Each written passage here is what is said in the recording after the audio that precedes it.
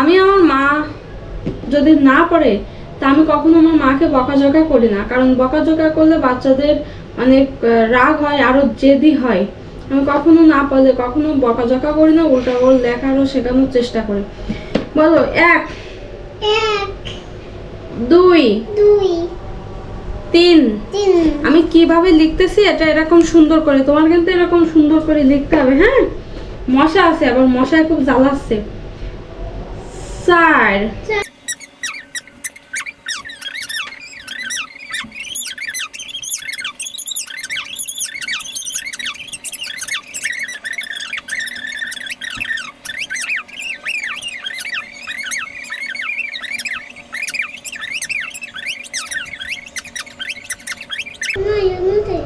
3 শূন্য 30।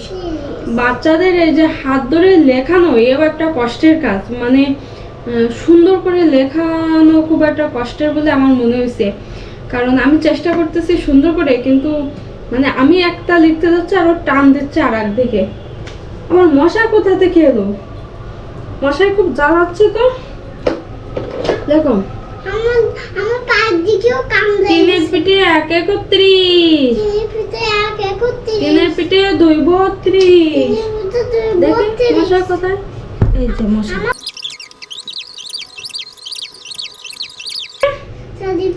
9 49। 5 শূন্য। বলো তো কত? 5 শূন্য 50। সুন্দর। দেখেছো আমি কিভাবে তোমার লেখা শিখাইছি? পরের বার যখন লিখতে বলবো তখন কিন্তু তুমি এরকম মনোযোগ দিয়ে সুন্দর করে লিখবা। হ্যাঁ, আচ্ছা এখন যাও, তুমি এখন যে খেলা করে আসো, তারপরে আবার আধা ঘন্টা পরে ও আর লিখতে হবে। হ্যাঁ, আমি কখনো বাচ্চাদের একটানা পড়াই না বা একটানা খেলা করতেও দিই না। এই যে 1 ঘন্টা পরে আর আধা ঘন্টা 1 ঘন্টা খেলা করে, আবার মাঝে মাঝে মানে এরকম গ্যাপ দিয়ে কিছু টাইম খেলা করবে, কিছু টাইম পড়বে, এইভাবে ওর লেখা পড়া শেখানোর চেষ্টা করি। আর বাচ্চারা তো একটানা তো 2-3 ঘন্টা কখনোই পড়তে পারবে না, তবে এরকম আস্তে আস্তে সময় নিয়ে পড়ানোর চেষ্টা করি। তো মামাম তো আমার কথা মোটামুটি শোনে, খুব একটা জেদ করে না, এজন্য খুব একটা সমস্যা হয় না। আর এখন খেলা করতে চলে গেছে। দেখি তোমার কত খেলনা, দেখি দেখি কই, দেখি তোমার খেলনা দেখাও তো। এই যে সব খেলনা, এখন তো অনেক খেলনা তোমার।